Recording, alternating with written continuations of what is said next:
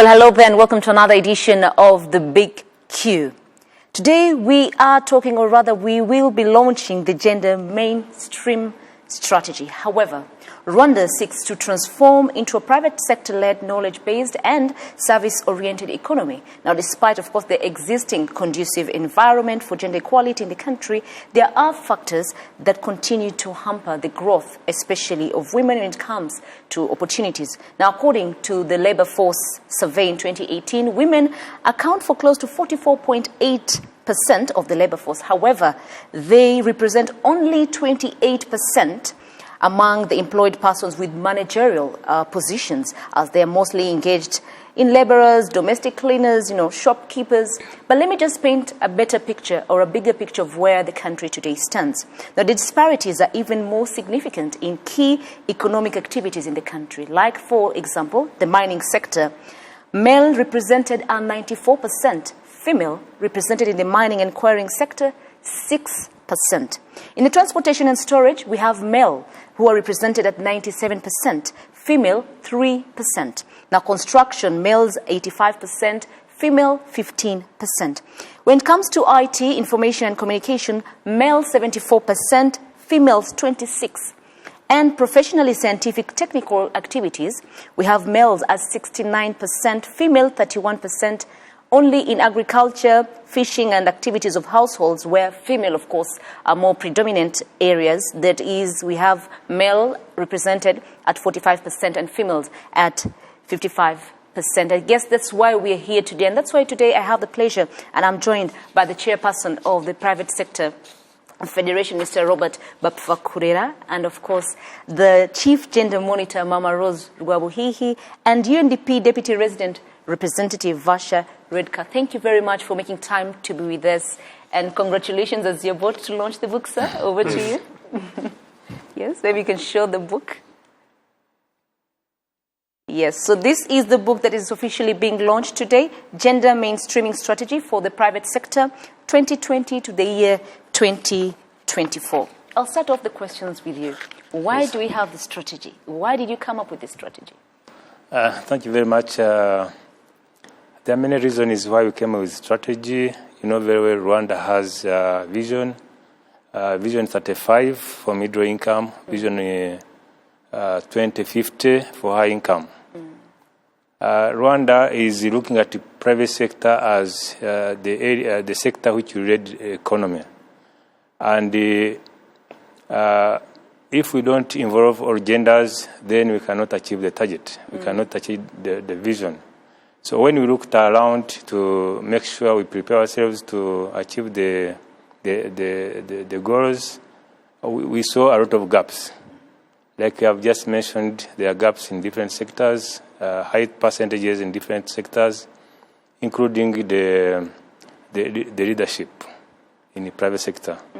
So this strategy will help us to make sure we narrow the gap and we're able to achieve the goals whereby we are looked at as the people to lead the economy. Yes. But why now? Is it because you've seen that the gaps are growing bigger? Is it why you decided to do this now? Yes, a lot of things have been done by different sectors, government and private sector, but when you look at the way things are moving, the equality in genders is still very low. So without a strategy, you can never be able to close the gaps. That's true. So we looked at different sectors and looking at our pillars in order to achieve the targets. And we found that it is important that we have this kind of strategy, a 4-year strategy, so that we can be able to slowly move on where we find that male and the female contributing almost equally to the economy. Absolutely. Yes. Mama Rose and, of course, Vasha, is it lonely at the top? Because you among the top female representatives that we have in the leadership positions, would you say it is lonely at the top where you are as a leader? Is it lonely being the only woman probably in your organization, being at the top, at the very helm? We do not have very many women in leadership positions. That's why I ask, is it lonely at the top? Do we need more women at the top? It depends on where you are looking at, because in the public sector, we are very comfortable. I will not say we are many. We are there. Yeah. We are there in different positions, and there is no.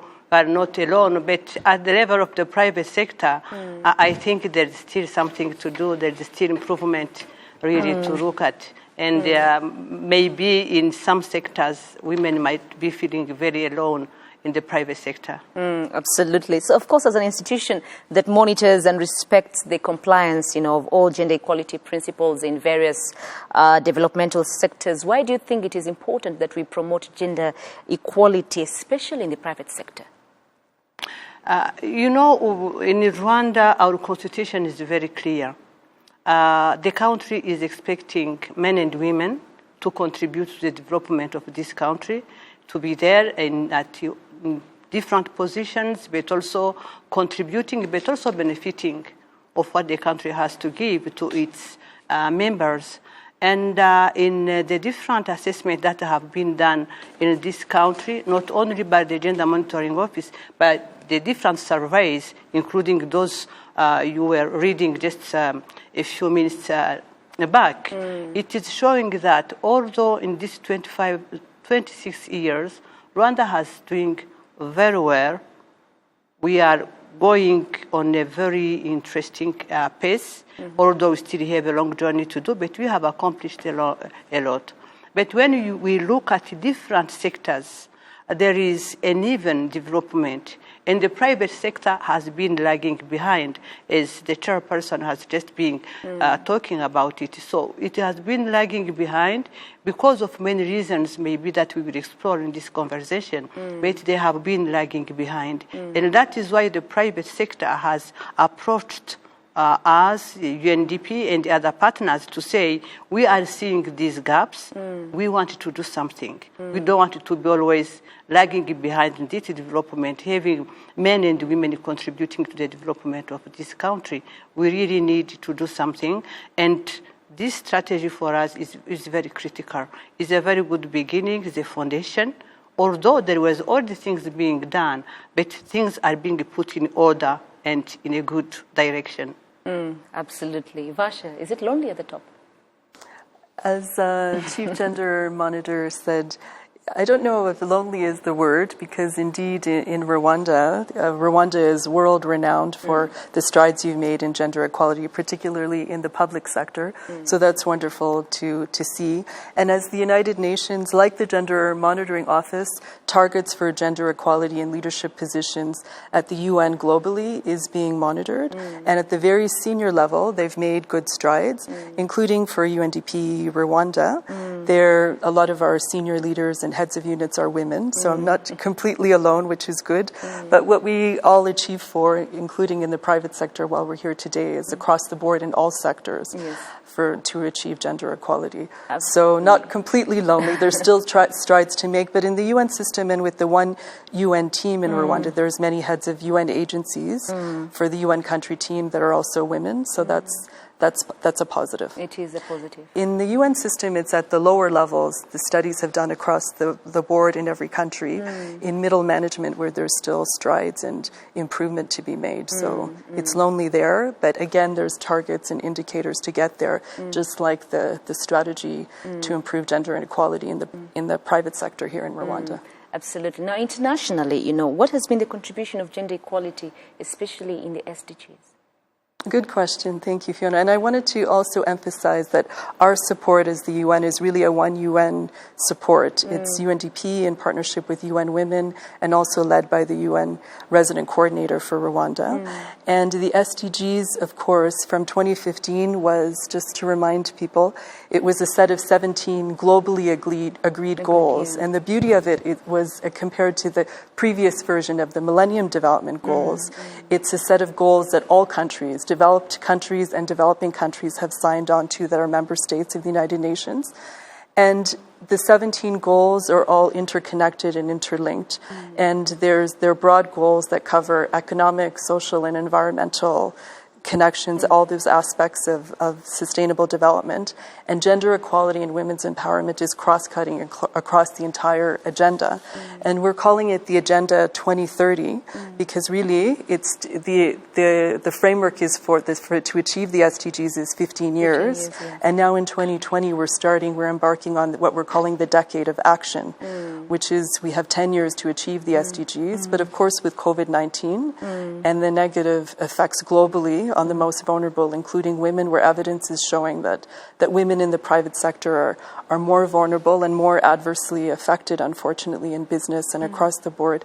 We have to look at that even more carefully, while there's even more of an urgent need to really look at achieving the Sustainable Development Goals. And there are a few key goals that are in particular focused on gender equality. That's Goal 5. There's Goal 10 that's dedicated specifically to reducing inequality globally and in Rwanda.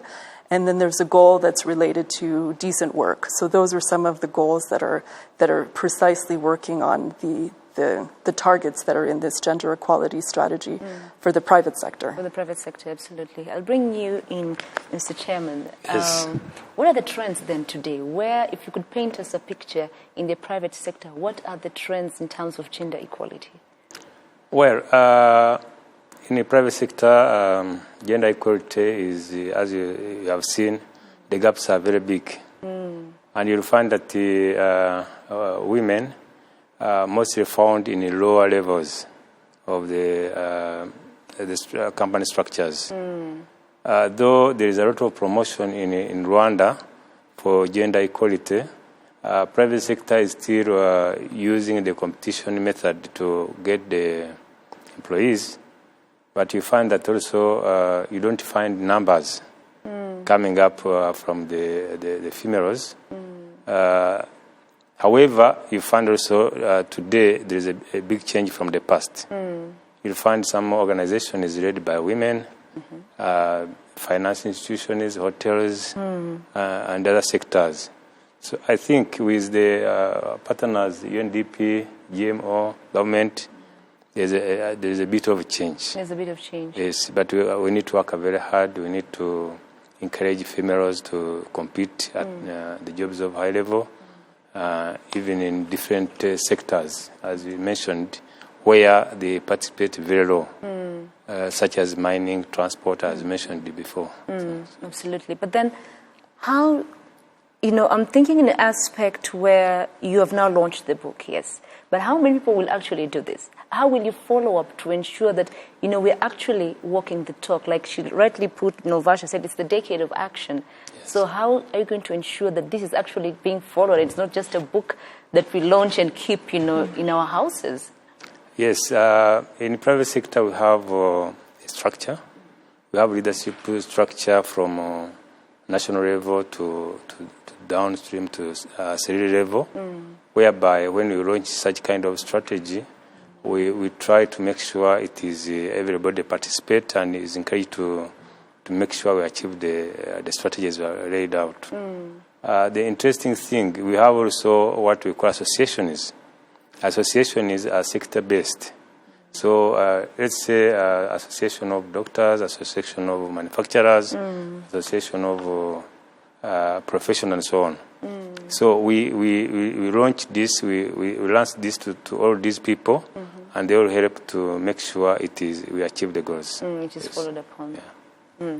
Mama Rose, I want to bring you in now. Of course, like you earlier said, the country, Rwanda, has achieved a lot of strides, especially in seeing that we have women, more specifically the government side, the public service, if I should put it that way.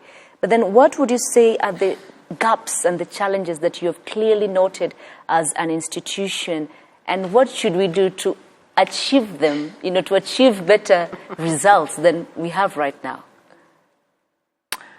I think one of really the big challenges that we have is the tradition, the mindset, the way we have been raised as men and women, and how we perceive ourselves when we engage. There is a problem because women have been perceived as social people not economic people, not economic actors. And now trying to transform them from the early age, the youth, the middle age, the adults, to ensure that really they can engage in economic activities is something that really has to be built. We have to mobilize, we have to educate, we have to support in different ways so that really we don't have to wait to be 40, because we have seen in access to finance figures and the data that women start really engaging, saving and doing business activities when they are a bit old. Or mature, not to say old, but really very mature. While men start very early, you can find men who are starting at 16, 17, 18. They are engaging or they are trying to do something. So we have to inspire women also to do that, to be able to do actions that are economic. But we have also to perceive them as economic actors. One example I can give is when, for example, a woman go to the bank, and I think the chairperson of PSF can confirm what I'm saying, and you ask a big amount of money and you are a woman, you know, there is not that much enthusiasm. So people are like, seriously, do you have them? Do you want them? They don't perceive you as really a full economic actor. That is something that we have to change in the country, that we ensure that at the early age, whoever wants, no matter your gender, you can really engage and be perceived as an economic actor. But the second thing is the capital, the investment, the access to finance and to assets. This is something that is coming now. We have seen, for example, since the time our policies have changed, and that now men and women have an equal share of property, of land, of houses, etc., that women now are coming much more, getting collaterals and going to the bank and saying, I have a house, I have a land, and getting much more loan and much more higher loan than before. So something is happening, and the access to finance is really being promoted so that especially the youth and the women are getting access to finance to be able also to be economically active. The other thing really is the governance side. As we are working with the PSF, we have seen that at the governance of the sector, there is a problem of imbalance, of gender imbalance. And as they are correcting it and bringing in much more women and young girls, this is going to inspire others to say, okay, I can also be a chairperson of PSF. I can be a vice chairperson. I can be the president of this corporation. I can also engage. This is also showing a case. And as it is happening, we think that is going to attract much more attention of young girls, of the youth, because also the issue of age. So there's also the issue of age. So we think that is going also to inspire. And there is the issue of also skills and innovation. As we are putting in youth, women, young boys, etc., we think that this also is going to help much. It was also a big gap.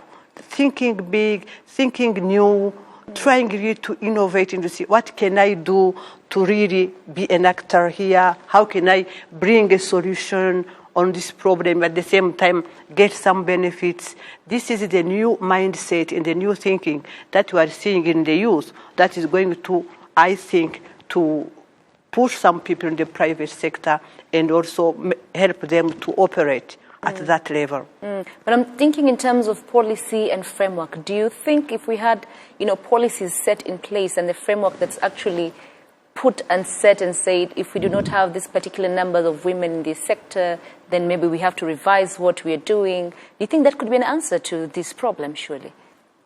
Our opinion, we think, and that is why as we are working in the private sector, we think that there should not be something that is mandatory, because the private sector is very different from the public sector. It is, yes. You will not say I want 50% or 10%, etc., because it's my money and I will hire who I want, but doing this, I can be mindful of some advantages of having also a diversity in my team. And we have seen, I think Varsha has hinted on it, we have seen that where you have a diverse team, you have more benefits. Absolutely. You can engage with a more diverse also constituency. So we think that the private sector, as they are exploring now the benefit of having both genders in their businesses, they're going to see that they will benefit from it. So we think there are some more incentives to showcase of, instead of coming with obligations. There are a kind of logic that is there that they can embrace without necessarily having a kind of obligation that's saying, we have to take this, we have to take this. And as we are going, we are really in this journey together, they have seen themselves that really there are some benefits of really being gender responsive. Absolutely. I want to bring in the chairman, but I'll start off, of course, with you, Varsha. Why was it important for you to join hands and collaborate to ensure that we have this particular book today, as an institution? Thank you, Fiona. Well, the partnership and the goals of UNDP for the country around gender equality, and for the UN to support the country with their national development plan and gender equality goals are definitely part and parcel in this strategy, because as the chairman of Private Sector Federation, Robert, said in his launch of this strategy, it's really the vision of the country to be private sector led. And that has to include half of the population, which is women, because women bring such assets, and it's to enable them to be drivers in the private sector and to tap into those assets. And the partnership with GMO was an obvious choice, because I said before, Rwanda is world-renowned for the strides that Rwanda has made in terms of gender equality in the public sector.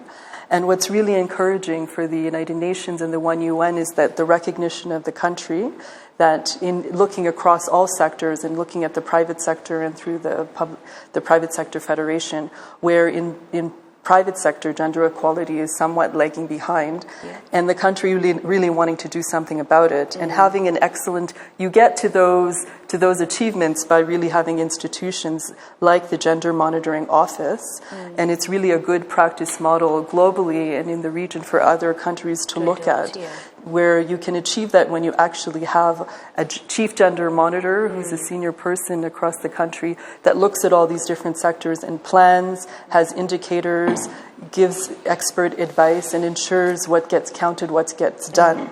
So when they wanted to look at improving gender equality in the private sector, for UNDP and the One UN and UN Women partnering with Chief Gender Monitor and the Gender Monitoring Office was an obvious choice.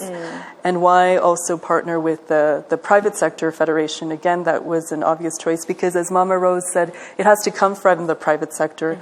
And number one, I would say it's commitment. The Private Sector Federation showed commitment to want to lead on this. And it's also because of their growing membership, their reach across the country, their influence. And bottom line, it's about accountability and coming from the private sector wanting to do it themselves. So that was also part of the reason that we as the UN wanted to partner with the Gender Monitoring Office and the Private Sector Federation. Mr. Robert, Mama Rose touched on something, before, and said, we cannot tell the private sector we want 50 women, to cover maybe in one particular institution. Yet she mentioned the incentives. What are some of the incentives you think you, of course, as the chairman, you can, use to ensure at least we have more? Because we're looking, let's say, for the mining sector, 94% are male, only 6% are female. Well, how can we change this as we move on? Thank you very much. Generally, in private sector, we do a lot. We have, first of all, Chamber of Women. Yes. This chamber is put there to promote women, to make sure they have confidence, they participate in economic factors. That is a part, but it is doing a lot. And, this chamber has associations of women under it, and is able to discuss with government how to work together and you know very well our government supporting gender equality. Other things, we tried again to create an environment for women to make sure they participate, they generate income, they do economic businesses and so on. Like we are doing some kind of collective investment where we bring women together and they are able to get capital together and do some big businesses. Another thing, we do a lot of advocacy in government, and the government has supported like a varying fund or an incentive level for women, whereby we have like in Rwanda we have what we call BDF. BDF gives guarantee to people, women, men, and young people. But when it comes to a woman, it gives 75% of the guarantee, while women and youth, while men is at 50%. So that is one of the incentives government give. It is out of our hard working and talking with government. Also, we discuss with government on policy level, though the government also have the objective of making sure we have gender equality in Rwanda. We also try to advocate for women in banks in order to access finance. Banks sometimes may not be willing to finance maybe women, but as private sector we work very hard to make sure that they can be financed, and we support them in terms of making sure they are strong.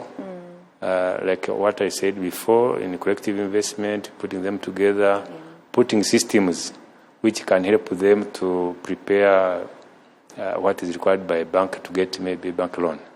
We have seen women, female getting loans, the numbers are very, very low compared to men. So a lot of things are done. We have meetings at the private sector with government, and we discuss, for example, if you talk about mining, or we talk about some kind of projects to run, we are trying to discuss with government to give some kind of incentive to women, or to consider a lower percentage to women as to men. So I think with this strategy we are putting in place, with also the support of UNDP, GMO, and the United Nations for women, it is very important to go in areas where we still have big gaps. And we know them already. I've seen all those gaps, and I think we shall be able to work with partners again to make sure the incentives are available, to make sure the women can be able to enter into such kind of activities. Absolutely. Mama Rose, we talked about the challenges. You mentioned tradition as one. And of course, we also know access to information is another problem when it comes, to gender equality. How do we change this? Because I'm looking at an aspect, we are now in 2020. The future will be different probably. Definitely. So how do we change that now and ensure if it's access to information, all women get access to information, If it's tradition, how do we change it? Because I'm sure tradition is one of the hardest things to change, but it has to be done like you've mentioned. In your office or through your networking, how do you think you can do this to help, change this scenario?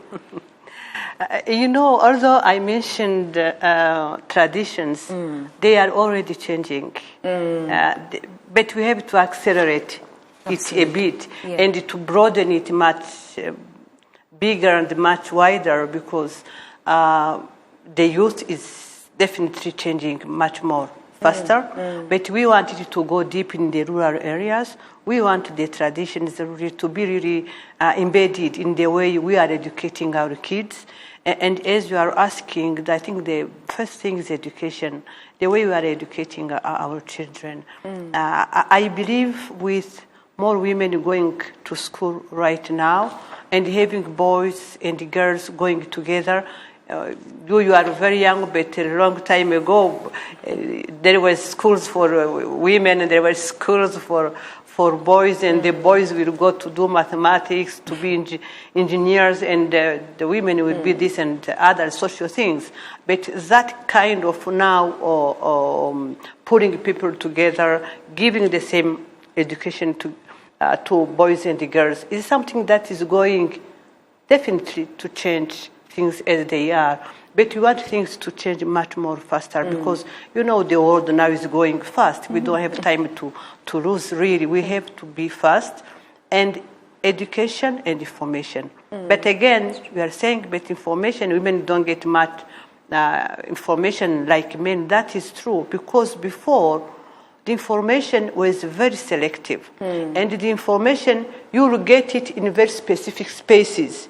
But now the information, you can get it anywhere and everywhere. For example, if you look at the number of women who have access to the mobile phone today, that 84%. So 84% of women can have access from my own phone or my brother's phone, my husband's child phone, whatever, but the information can get to me. Now the problem is me. Am I doing really all the efforts that are needed so that I can get that information? The second thing is we have much more, and this is the beauty of what the country is doing, this organizing effort of putting people in cooperatives where we can get information together.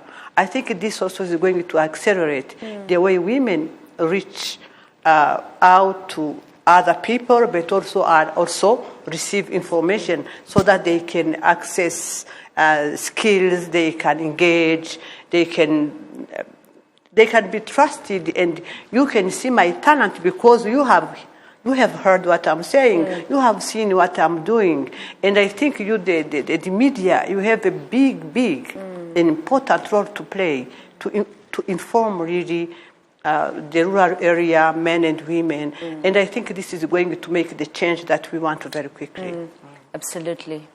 Varsha, tell us more about the Gender Equality Seal. What is this seal, that we're talking about, the Gender Equality Seal, and how will it help in changing, the gender inequalities that are already in place today?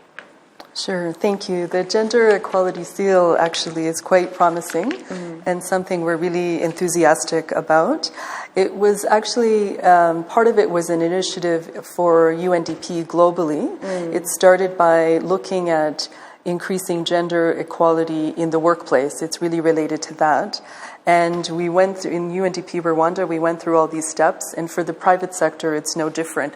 It involves quite a detailed diagnostic, and again, it's voluntary with the private sector, and we have several private sector firms that have signed up voluntarily across many sectors, in banking, tourism, infrastructure, manufacturing, to name a few, and several of those are non-traditional sectors where CEOs and companies have signed on.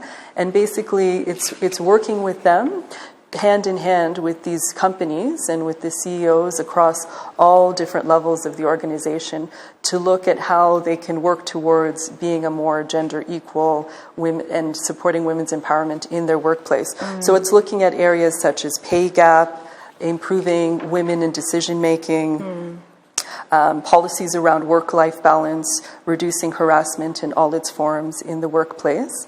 So it's a process really led hand in hand and driven by that each private sector company where we support them through based on that diagnostic to eventually achieve, hopefully, and several of them are in the process, eventually the Gender Equality Seal of approval. It's a journey, and it doesn't mean once you get the Gender Equality Seal that the job is done, but it means that you've achieved a certain level and that you're taking it seriously, and it's the really accompanying the how. How do you get there, and how do you maintain that level once you achieve it? And in UNDP, we were so enthusiastic about doing it with our own organization, so it began with us, and in UNDP it was called the Gender Equality Seal Gold Standard, which we were quite proud of that we did achieve. And again, even for UNDP, it doesn't mean that it stops there. It's an ongoing process to maintain that level of the Gender Equality Seal. So for any private sector organizations, we do encourage you to own this strategy with the Private Sector Federation, to review it and see if it would be helpful for you to want to join the Gender Equality Seal journey and be accompanied through the process to gain the seal. So if you want to gain the seal, how do you go about it, basically? Well, you have to contact us, and then it starts with assessments. And then we also have a queue of private sector firms that are in the pipeline that are going through the process already, more that want to join. And then once you join, it's, again, like I said, you start with the diagnostic, and it's a process where we go step by step across all those various aspects of your business. And then eventually the assessment is done if you've got the seal or not, or what level of the seal you have. So it's quite exciting. As I said, many companies across several sectors in Rwanda have already signed on. So we hope to have a pipeline of more. Of more coming on board. Absolutely. I'm sure with the chairman being here, it will be quite easy. And it's part of the strategy. It is part of the strategy, yes. So according to a reprint by McKinsey on gender disparities, 1 out of every 4 women will be unemployed by 2025 as a result of technological advancement. So how will we, especially the private sector, how will you better position yourselves to ensure that the women in Rwanda are not affected when it comes to technology taking over the world? Because it is something that's already, it's a process that everyone is seeing. Thank you. I think one of the reasons for strategy is to make sure that we don't have that problem in 2025. And when you look at things like she mentioned, education is number one, to make sure that all girl children are educated and going along with the technology. Number 2 is every time to prepare ourselves as a private sector to prepare generally to make sure that we go along with technology and ladies not left behind. Whatever we are doing, we make sure that we move together. But also we sensitize private sector institutions and companies to consider the gender equality. And it is happening, particularly at some institutions and companies, it is happening. But as she said, in rural areas and the upcountry areas, it's not so much considered. So we need to work very hard with our members and the leaders of private sector in different parts of the country to make sure it is streamlined and equality is taken as a priority.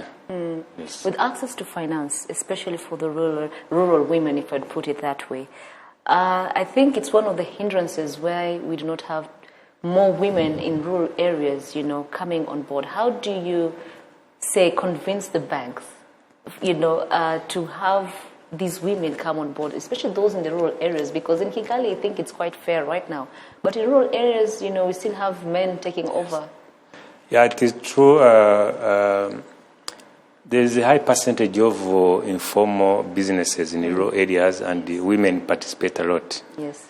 So first of all, you convince women to try to do business in a formal way, which can be able to be bankable. It is not very easy for the bank to take the risk of an informal business. But what we do as leaders in the private sector is to continue pushing ladies, young people to run their business in a way of formal and to keep books of what they are doing so that you can have something to present in the banks.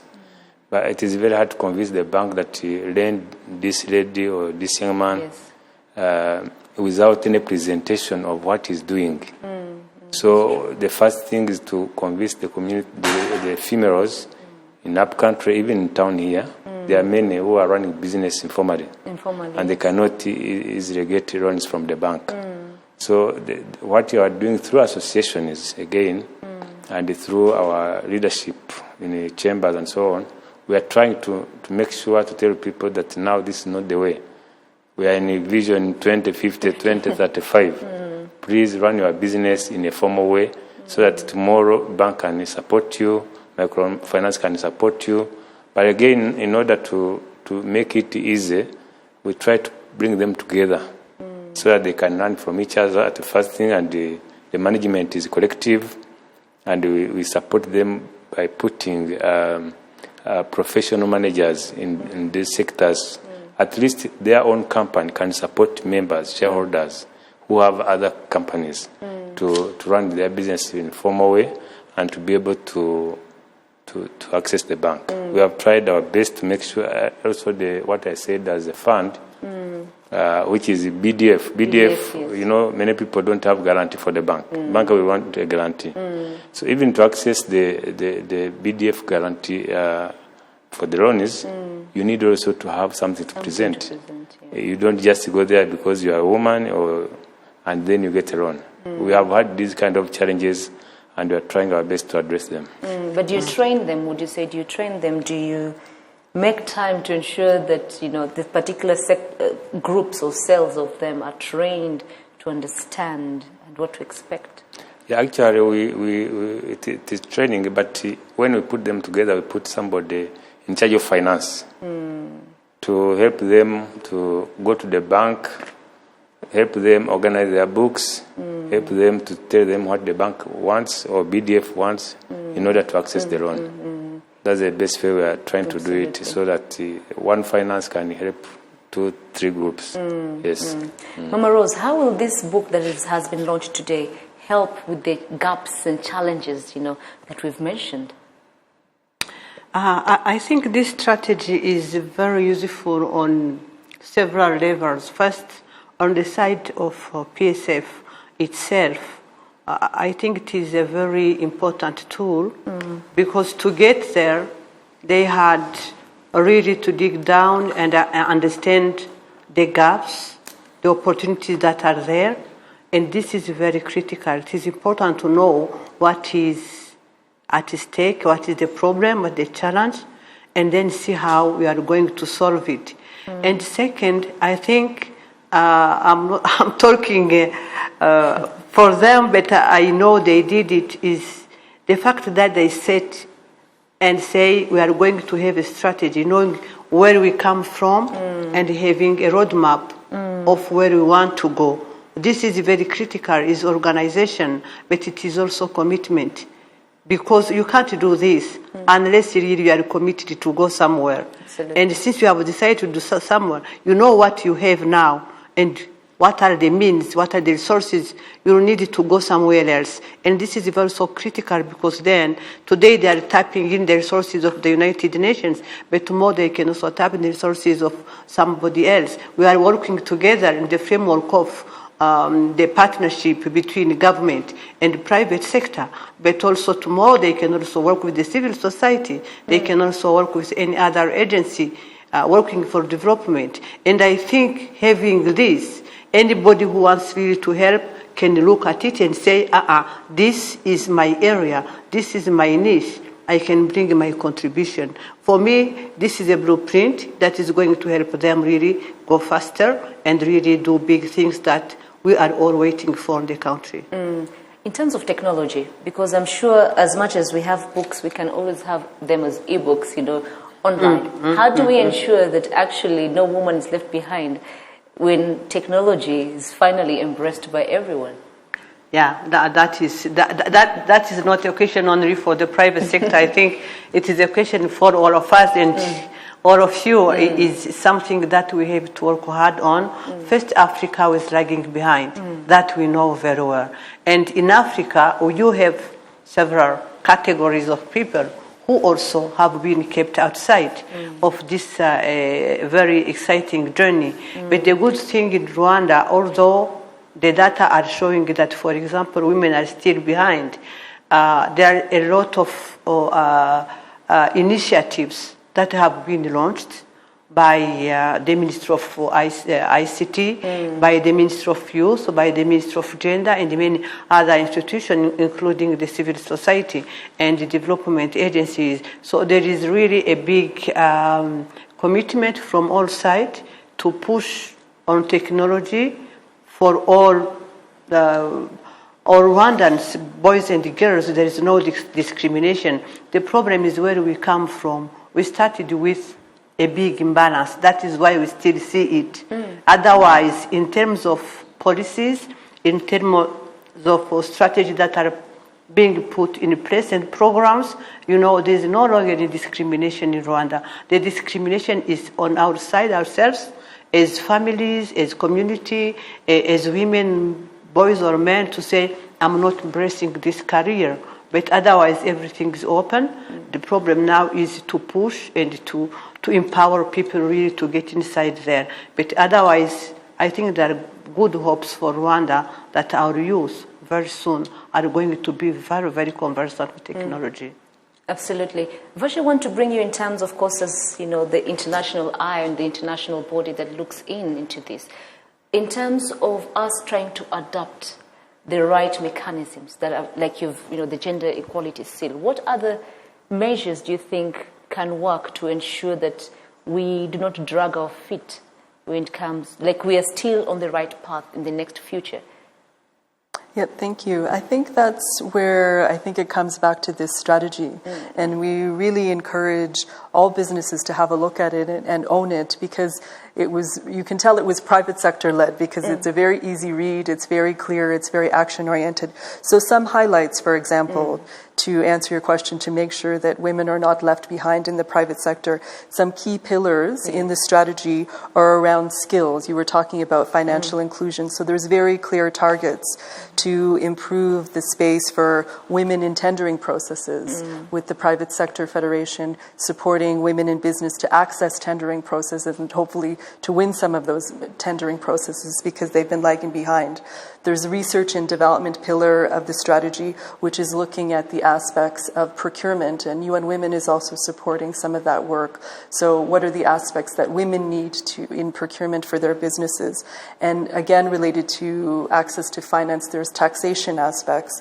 And you were also talking to Mama Rose earlier, there's a pillar around access, and there's a whole pillar around market access and access to information, where in the journey of developing this strategy, it was found that there is an information gap. Women in businesses were saying they need more knowledge to access to markets, and what's in this strategy is very targeted goals to improve access to markets, not only domestically in Rwanda, but sub-regionally and internationally.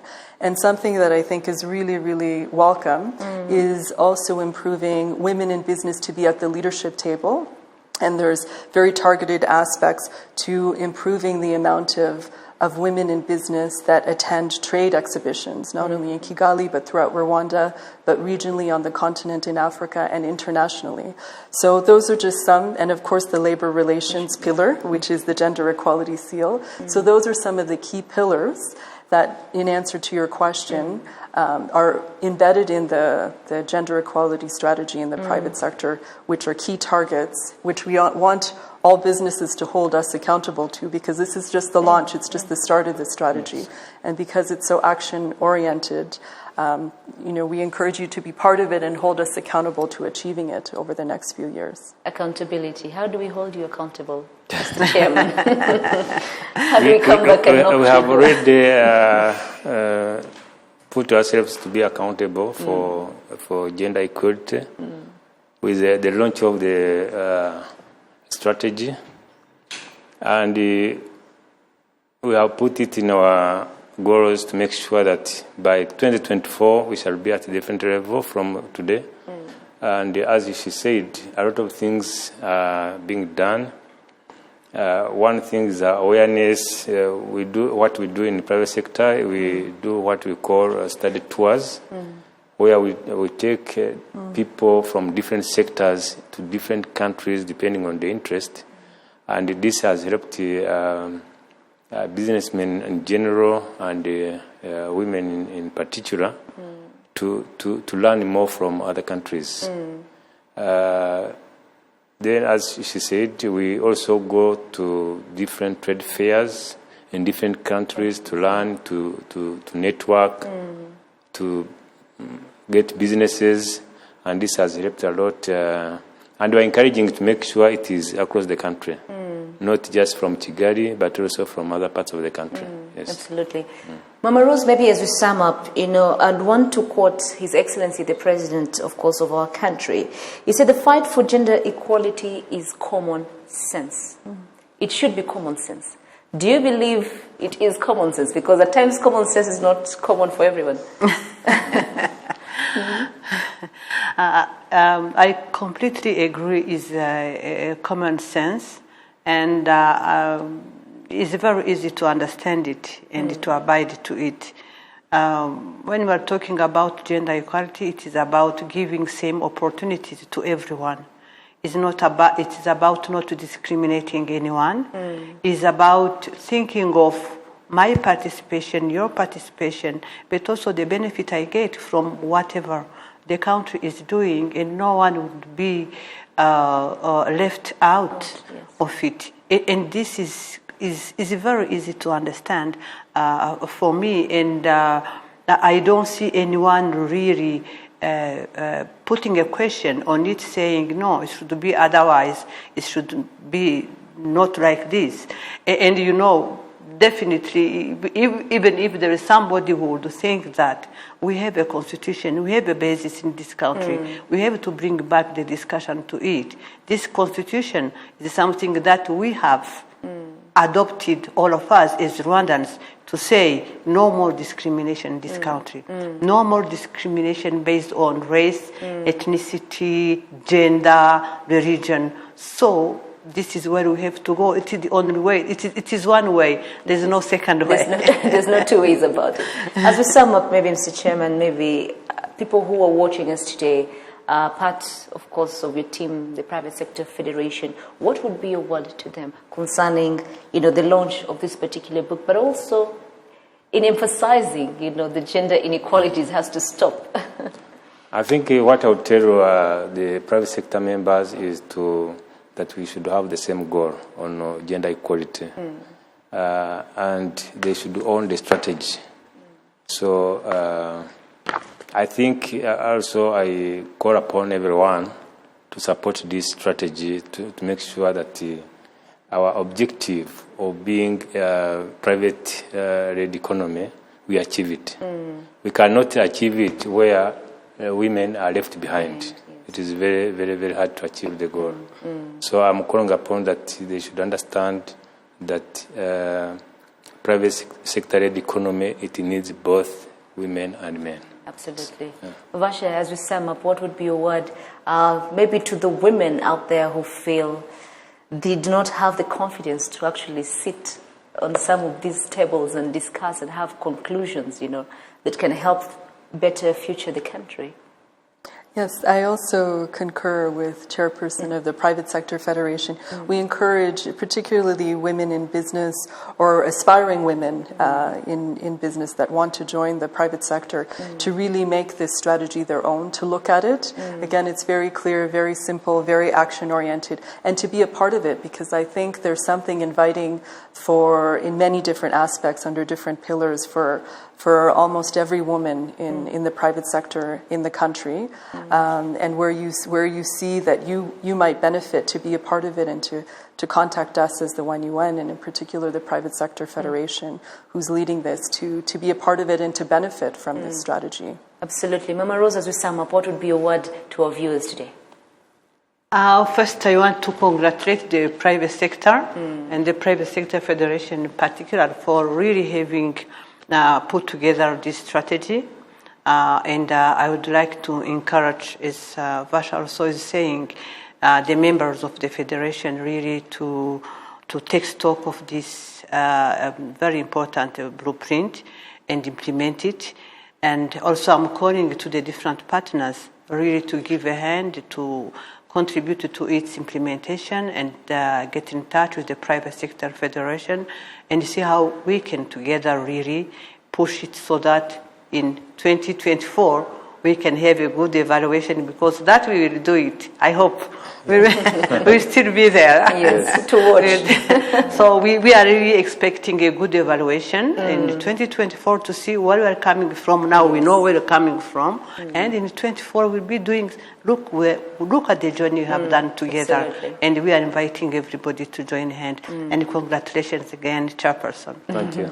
Well, thank you very much for making time to be with us. Well, on behalf of the entire production team led by Pacific Rukundo, who of course was my director, thank you very much for joining us. Enjoy the rest of our programming. My name is Fiona Mbabazi.